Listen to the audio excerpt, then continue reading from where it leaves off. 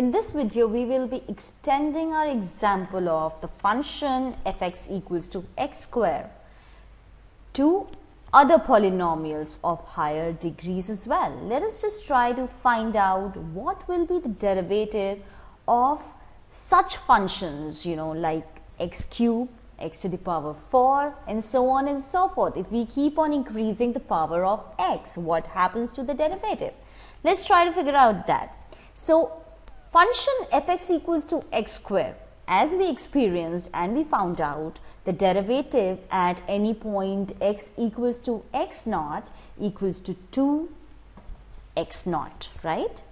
So, in general, the derivative of x square by first principles we found out is twice of x, okay?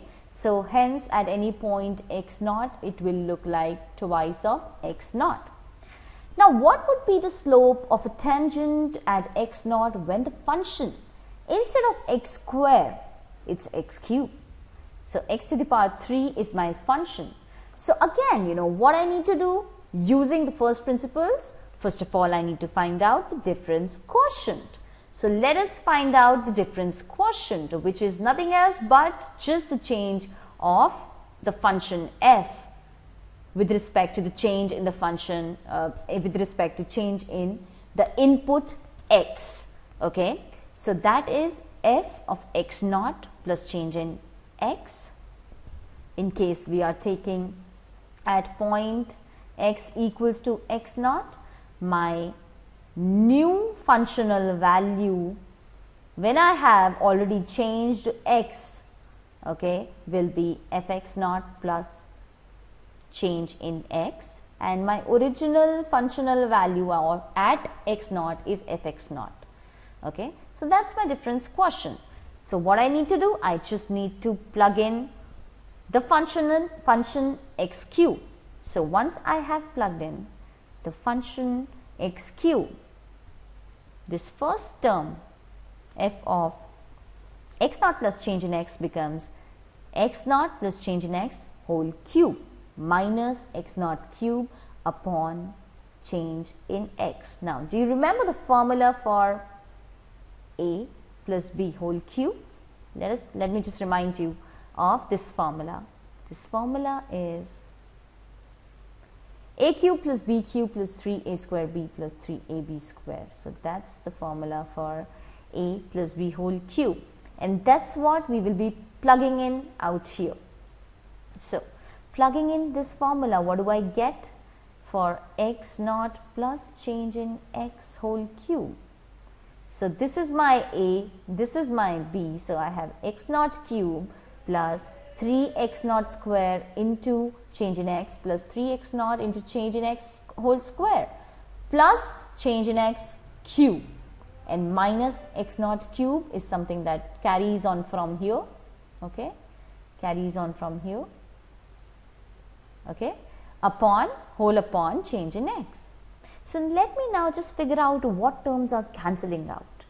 So, using our algebra, you know that these terms will cancel out, and what remains are the middle terms, 3x square change in x plus 3x naught change in x whole square plus change in x whole cube upon change in x. So, I can take out change in x common from the numerator, okay. I can take out change in x common. So, if I take out change in x common and it cancels out with the denominator, what will remain out here is that just simply 3x naught square plus 3x naught into change in x, okay. After cancelling out, what will remain is this plus 3x naught into change in x plus change in x square. Instead of a cube, you will have a square out here, okay. Now, the next job is to take the limit. The next job is to take the limit as change in x tends to 0 of delta f upon delta x, delta I am just calling change in f upon change in x, which is nothing else but 3x naught square. Why? Because this thing will go to 0 and this thing will also go to 0 as change in x goes to 0. So can you compare it with the earlier function? The earlier function was x square and I had f dash x as 2x, okay, and now when I have my function as x cube, f dash x is 3x square, okay. So can I work out with more powers?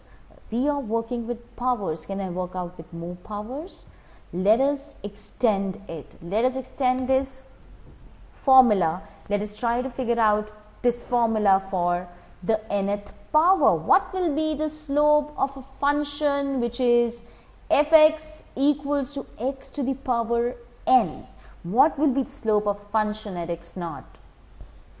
Fx equals to x to the power n. Right now I am concentrating only on the positive integers. So n being positive integers, we need to find out d by dx of xn. d by dx of xn. So first come first, what are we supposed to find out? We are supposed to find out the difference quotient. So this is my df out here, difference quotient out here, okay. Just plug in the values. Basically the values this time will be, if this is the change in x, delta x is the change in x, my new functional value will be x plus change in x whole to the power f of x plus change in x, which is nothing but x plus change in x whole to the power n, okay, minus x to the power n upon change in x. That's my difference quotient. Now, what is fixed here? X is fixed, right? X is fixed and what is varying is your change in x. Change in x can be anything. So, for positive integer n, what we can thus do is use binomial expansion for a plus b to the power n. So, x plus change in x to the power n. So, logically, now let us logically, I do not want you to get into the expansion right now. Just think about this term x plus change in x to the power n logically. What is it? It is essentially the same number. X plus change in x is one number, say it is the number a. It's getting multiplied to itself. How many times? N times. Since I have the power n, it is getting multiplied n time, okay. So, x will be multiplied by x at least, in fact exact n times, right? When you multiply, okay, you open up these brackets, you multiply. Now x will be multiplied with x how many times? There are n brackets, okay, so at least n times, in fact at most exactly n times. So I will get, when I multiply all this, I will surely get a term which is x to the power n. I will surely get the term which is x to the power n, okay. Now what will happen? Let us just keep this bracket as constant, okay, and these are other n minus 1 brackets. These are other n minus 1 brackets. So now what is happening? When these brackets multiply to each other, what will you get? You will get a term x to the power n minus 1, x to the power n minus 1, just like I got x to the power n when I multiplied all the brackets. So surely when you multiply n minus 1 brackets, you will get x to the power n minus 1, right? And then this gets multiplied with change in x, okay. One term change in x, it will get multiplied by change in x, right? Everywhere it will be multiplied by change in x. How many times will that happen? Since you have in total n brackets, it will happen n number of times. So this term essentially designates what I just said to you right now. X to the power n minus 1 getting multiplied to change in x. How many times? N times. At least n times, because there are n brackets out here. Just try to think on that direction, right? Similarly, what will happen? Now, this was a term with single change in x. These are the terms which are getting multiplied with single change in x, okay. Change in x is not in powers. But when you multiply change in x to change in x more and more number of times, you will have terms which will surely have change in x to the power 2, 3 and so on and so forth, increasing powers of change in x, okay, which I am not bothered about right now. I call it as a waste, okay, a waste. Why? I will just get to that point.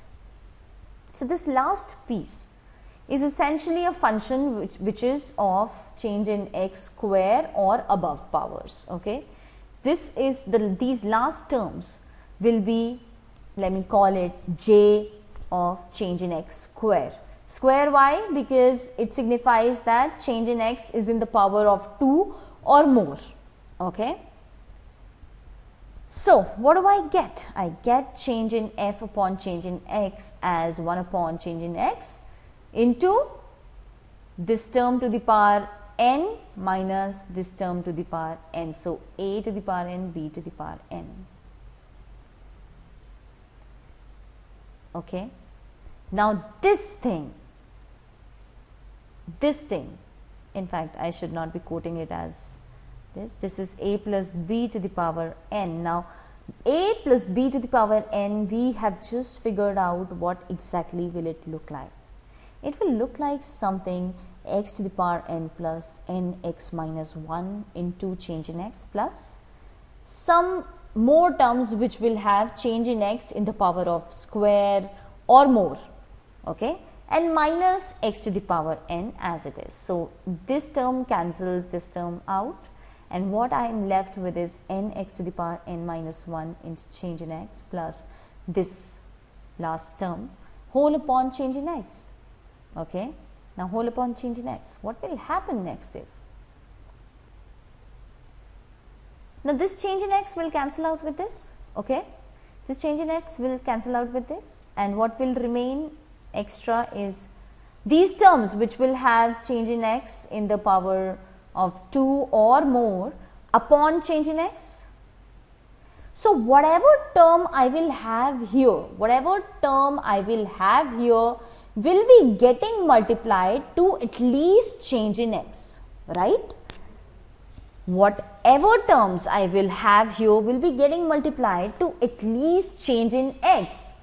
So, when I take the limit as change in x tends to 0, which is my second step, after finding out the difference quotient, I need to take out the limit as the denominator goes to 0, that is change in x goes to 0, okay.